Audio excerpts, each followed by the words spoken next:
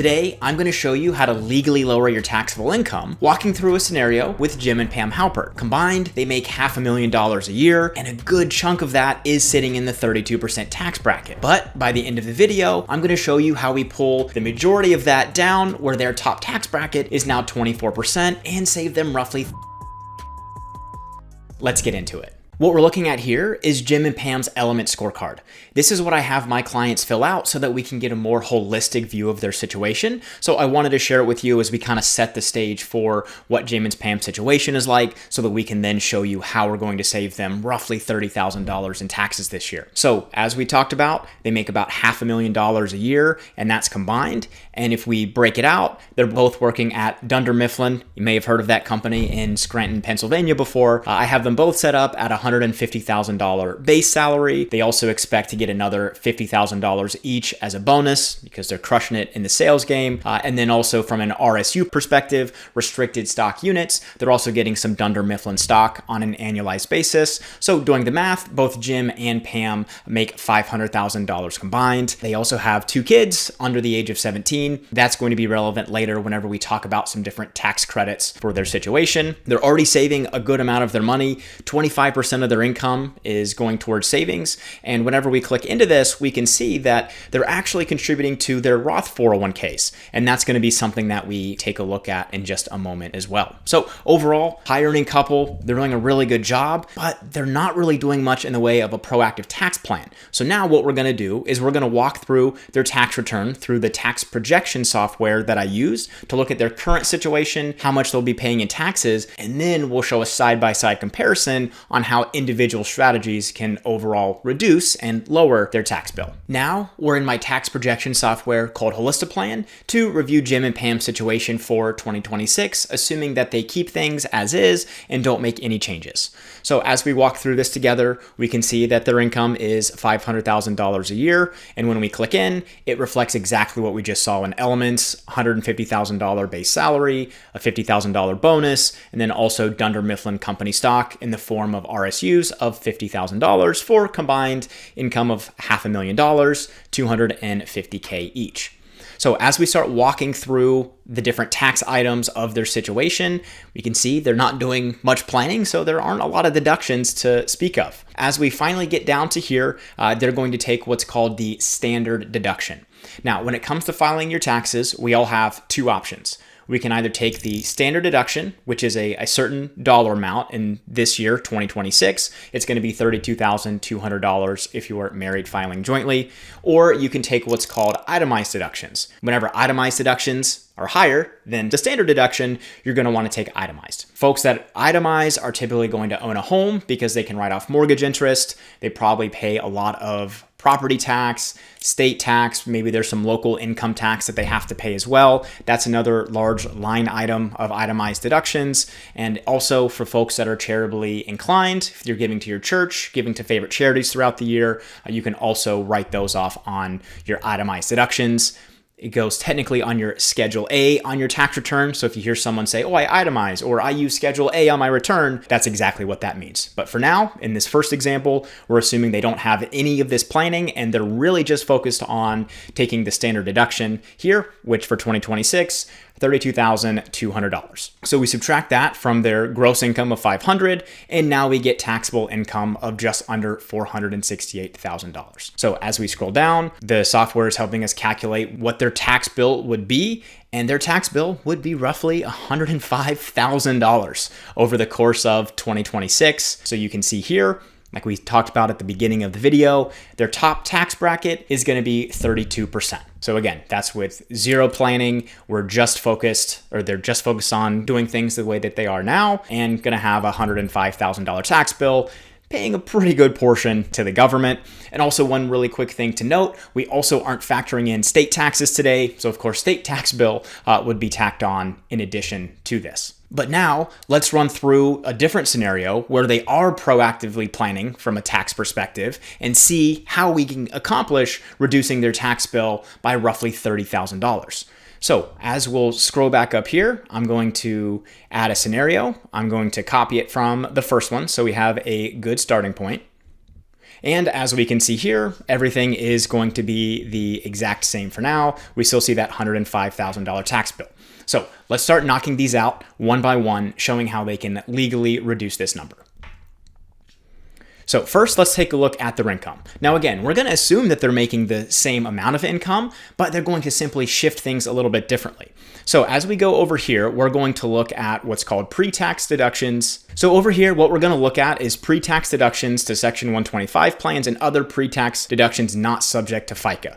Now that's a lot of words to basically talk about. What we're referring to here is they're going to make a contribution to their health savings account, or HSA for short. So this could potentially work for families who aren't expecting any specific medical bills this year, and they do have to have what's called a high deductible health plan, and their health plan has to offer this HSA, this health savings account, for them to take advantage. But the reason I'm going to suggest in this example for Jim and Pam to do it is we're assuming that they're relatively healthy and contributing to this HSA, which they're able to put in $8,750 for tax year 2026, and that's going to directly lower their taxable income by $8,750. Another benefit that we're not really touching on a ton in today's video though, with an HSA, not only do they get a tax deduction for putting money in, they can choose to invest this account over time. Typically, once their balance is over $1,000, they could invest it in long-term investments. And then in the future, whenever they take money out and use it for qualified medical expenses, and let's be honest, no matter how young we are, no matter how healthy we are, at some point we do expect that we're going to spend money on healthcare. So when they do take this money out in the future for those healthcare expenses, they're not going to pay tax on that either. So they put money in pre-tax, money grew tax-free, and then they took money out to pay these medical bills, also tax-free. And now, quick little additional benefit, since he's contributing through the Dunder Mifflin health plan through work, he's also going to save on his FICA.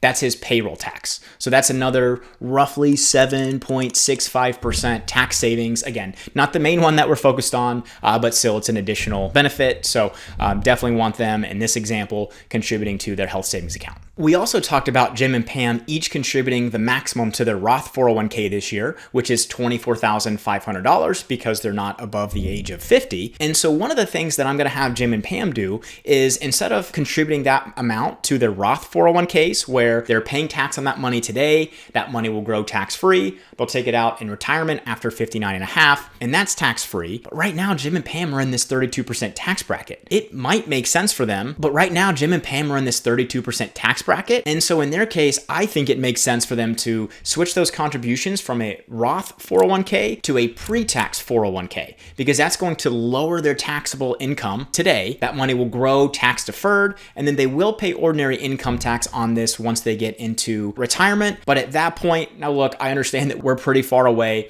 We do think tax rates probably will increase by some degree, but in retirement, we do still expect Jim and Pam to have a lower tax rate, at least compared to right now in some of their peak earning years. So I'm going to go ahead and put $24,500 of a pre-tax 401k for Jim, and then the exact same for Pam. So instead of putting that money into their Roth 401ks, they're now shifting that to pre-tax so that they can save some more taxes in 2026. So now what we're looking at here is these contributions directly reducing their taxable income. So we can see the taxable wages here. Jim's is a little bit less simply because I assume that he contributed the entire $8,750 to the health savings account. And then you can see Pam's has been reduced by her $24,500 pre-tax 401k contribution. Now, let's see what Jim and Pam can do from an itemized deduction perspective. As you can see, their income is already a little bit lower because of that HSA and pre-tax 401k contribution. So we're already lowering that taxable income compared to their non-planning scenario. And now let's take a look to see what they can do with these itemized deductions. So the first one that we're going to take a look at is going to be state and local income tax. So a lot of my clients who are these high earners, oftentimes they're in the state of California, which is where my wife and I happen to live,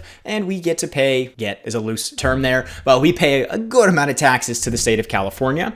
And one really big change for high earners of the One Big Beautiful Bill from 2025 was they increased what's called the SALT cap. So SALT stands for state and local income tax. So it was previously, you could have had, say, $50,000 of state and local income tax between state tax, property property tax, etc., and you were only able to itemize 10 grand of it. Well, with the One Big Beautiful Bill, for the next few years, they increased that cap to $40,000 if you're under certain income limits. So Jim and Pam are under the income limit in this particular example. It's right around the $500,000 mark for married couples who are filing jointly. And since they pay a lot of state tax, let's just go ahead and assume that they're going to get the absolute maximum, and they're going to be able to write off $40,000 from not $100,000. $10,000 for real estate tax. So they write off all $40,000 and take advantage of the full SALT deduction. Also, they own a home, and especially with interest rates a bit higher than they were even a few years ago, we're going to assume that they have $20,000 worth of mortgage interest, which is pretty reasonable. I work with some folks who end up having that amount of mortgage interest. And then the last thing that we're going to take a look at is charitable contributions. So Jim and Pam have already been charitable, and we'll say that they give $5,000 to their church. And then also we're inputting it in this category here. This is just straight up cash. They have cash, it's in their bank account, and they give it to their church. Now, one thing that they have are those RSUs, restricted stock units. That's just shares of Dunder Mifflin stock. And fortunately for Jim and Pam, the company has done pretty well, and their shares have appreciated in value. So instead of exclusively giving cash to their church, what Jim and Pam can choose to do instead is gift shares of that appreciated Dunder Mifflin stock. And the reason that they want to do it this way is instead of, let's say they got shares at $2,500 and then it increased to $5,000. Well, typically, if they were to sell that immediately, they would have a $2,500 capital gain.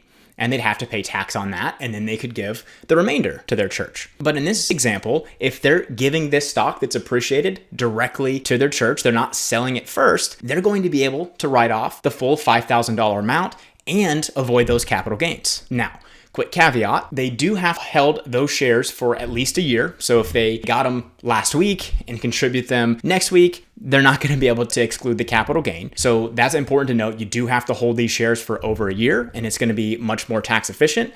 Let's go ahead and add the $5,000 contributions. And another thing too, some churches or charities might not already have this set up on their giving website. Some may, but for others that don't worry, I've got you. You can contribute to what's called a donor advised fund, or DAF sometimes for short. So with this donor advised fund, you're able to transfer shares. So Jim and Pam could transfer shares of their Dunder Mifflin stock into this account type. And now that money that's in here cannot be used for their own personal purposes. It has to go to a qualified church or charity. So once they contribute it to the DAF, the donor advised fund, at that point, if they want, they could then sell because it's already inside the donor advised fund. They're not going to have any capital gains. And then the donor advised fund can send that cash directly to their church or charity. So in this example, the reason why we don't just want to give 10 grand of cash, assuming that's what they were already going to give, we want to give as many appreciated shares that they've held for longer than a year, because they're not only going to save capital gains tax on it,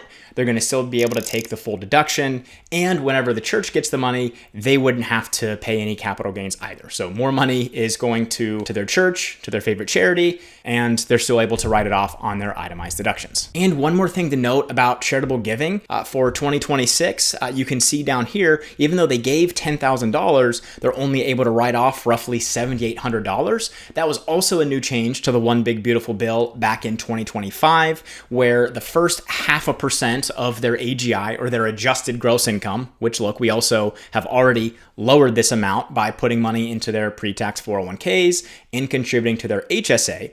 So the first 0.5% of their AGI is not able to be deducted on their itemized deductions, unfortunately. So even though they gave 10, in this example, they are going to be able to write off on their itemized deductions roughly $7,800. So this was a brand new change of the One Big Beautiful Bill, and just something that I want you to keep in mind, where even if you gave all this money in cash, you still would end up with the same ultimate deduction on your itemized. Now that we have a solid handle on itemized deductions on the different categories here, let's just do a quick review as to why they're going to want to take itemized deductions. So if we compare the two, they can either take a $68,000 itemized deduction, or they can take the standard deduction of $32,200. And remember from earlier, we talked the key when you want to take itemized deductions is when it's larger than the standard. In their case, it's very much larger compared to the standard deduction because they're high earners, so they're paying a good amount of income tax, so they're able to write off the $40K. Again, they're already paying this money. They're already paying property tax on their home,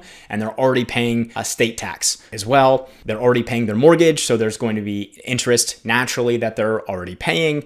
And in their particular case, they were already charitably inclined. They weren't simply giving so that they could get a tax deduction. That simply doesn't math. They were giving out of the goodness of their hearts, and we want to just make sure that we can be tax efficient with their giving as well, because they already want to do it. They already love their church, so we want to make sure that the church gets the most amount of money, as well as reduces the Halpert's tax bill as well. So that's a good quick recap on the itemized deductions. Now, if you remember, I talked earlier in the video that they do have 2 kids under the age of 17 and how that could end up being important. And we're going to get to that right now. So as we scroll down here, I'm going to hide this because we already know that we are taking the itemized deductions.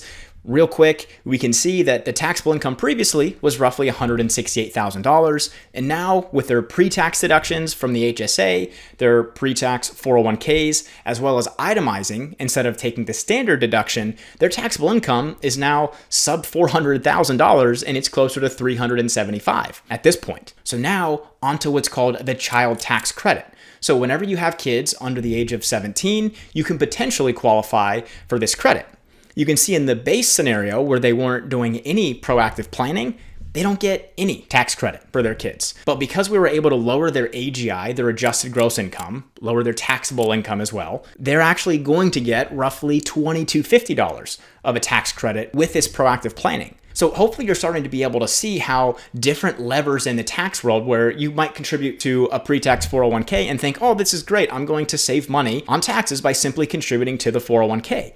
And yes, that is 100% true. But also, depending on where your income falls, and in this particular case, their income was just too high to claim this child tax credit, or I think they're still getting somewhat phased out. But because we were able to lower their income, so not only did that pre-tax 401k contribution save them roughly 32% of the amount that they contributed, but also opened up the possibility for them to take this child tax credit. And real quick, as a reminder, how a tax credit works compared to a tax deduction, a tax credit is a dollar for dollar reduction of your tax bill. So think of it like this. You're going to go and buy a $1,000 iPhone, and a credit is like having a gift card. Say you have a $500 gift card. You go into Verizon and you say, hey, I want this $1,000 iPhone, and I've got this $500 gift card. Well, great. You see on your bill $1,000, a $500 credit applied with the gift card, and then you pay the remaining $500 balance. Well, taxes are very similar. And then switching over to a deduction, how a deduction works is it's more like a discount. You go into Verizon and it's that $1,000 iPhone and you get 40% off. So instead of it being $1,000, you see 40% off, you're going to end up paying $600 out of pocket for that iPhone. So that's why when you hear people say, just write it off, it'll save you on taxes. It's yes, assuming it's a legal write-off, it will save you on taxes, but it's more like a discount. So if you didn't need that iPhone, back to that example, you still spent $600, even if it was 40% off. But if you were already going to buy that iPhone, well, it is like a savings. So kind of similar to Jim and Pam, when they're already spending money on their mortgage, they're already paying their state taxes, and they're already giving, we might as well be efficient and be able to save some money on taxes for things that they're already doing. So we don't want to get into this mindset of let's just find write-offs for the sake of finding write-offs and go spend money for those write-offs. We want to make sure that we're already spending the money on these things and then just making sure we're doing it in a tax-efficient way. And now let's move on to the promise of the video, saving Jim and Pam roughly $30,000 in taxes. So let's see how we did. So as we scroll down to their final tax bill, it's going to be right here. So previously, they paid $105,000 roughly was what their tax bill was going to be. And now we've got that down to right about 75 grand. So about $30,000 in tax savings, again, just by being a bit more proactive and a bit more intentional. We didn't increase what Jim and Pam were saving. They were already spending money on their itemized deductions, so we just made sure that we efficiently reported that on their tax return and shifted money that was going into Roth 401ks to pre-tax 401ks, because we think right now a tax deduction is going to be a little bit better for their unique situation compared to putting all of that money in their Roth 401k at this stage in their life. And with all of that combined, that's an extra $30,000 back in their pocket. And for those curious and want to do quick math, that's an extra $2,500 net of tax per month increase. Not a small sum. So as you can see here, whenever we start pulling these different levers from a proactive tax planning strategy, we can start to see its overall impact on the bottom line. How much tax are they paying this year? And of course, in this example, Jim and Pam probably pretty happy saving roughly $30K a year. And a few things to keep in mind, whenever someone is choosing between Roth versus pre-tax, there's not necessarily one right answer. Again, in Jim and Pam's case, we're looking to reduce their taxable income today, get that tax break at the 32% tax bracket, expecting them to be in a lower bracket in the future. Now, also in this example, if they had already been contributing to Roth 401k for the last several years, they're already going to have a Roth balance as well. Also, it's worth noting that a lot of high earners can potentially take advantage of what's called the mega backdoor Roth. So this strategy works really well where I might have clients that are already maxing out their pre-tax 401ks. Let's assume we've already done the analysis just like we've done here with Jim and Pam, but they still have more money to save and they specifically don't need to touch it necessarily until retirement. Well, some 401k plans will offer that mega backdoor Roth, where above and beyond the $24,500 that you can contribute as the employee this year, you can contribute after-tax dollars and immediately convert those to Roth. So depending on your plan, it gets a bit nuanced, but you could potentially save tens of thousands of dollars more into your retirement account. And in that case, it would be Roth money. So that portion would be growing tax-free and could be used tax-free in the future. So don't mishear me and say, oh, everyone needs to go out and put all their money in pre-tax 401ks. That's simply not the case. How do we pair everything in the holistic picture of someone's financial situation, and even here, looking at their tax situation holistically, so that we can at least shoot for or strive for reducing their taxes over the lifetime of their wealth? Not just focused on 1 year, not just focused on lower taxes in the future, but how do we reduce taxes over the lifetime of your wealth? And again, in this case, made sense for Jim and Pam to put money into pre-tax. For those that want to invest for the long term, but want more access than what a retirement account would give you, then looking into something like a brokerage account where whenever you put money in, there's not a tax benefit, the money will grow, and then you will pay tax on the capital gains. You'll pay tax on the growth. So if you bought something for $100, it's grown to $200. If at that point you decide to sell and realize that gain, you'll pay capital gains tax on $100 in that particular example. So again, there's not one size fits all advice that I'm trying to share here, just trying to provide a bit more nuance to make sure that you're making situations based on your unique financial life versus someone else's. So if you're a high earner and you're not sure if you're optimizing your taxes, let's talk. I'll link a 15-minute intro call below where we'll chat about your unique situation and see exactly which of these strategies could potentially make sense for you. No pressure, no obligation, just a real conversation about your taxes. Thanks so much for watching, and I'll talk to you soon.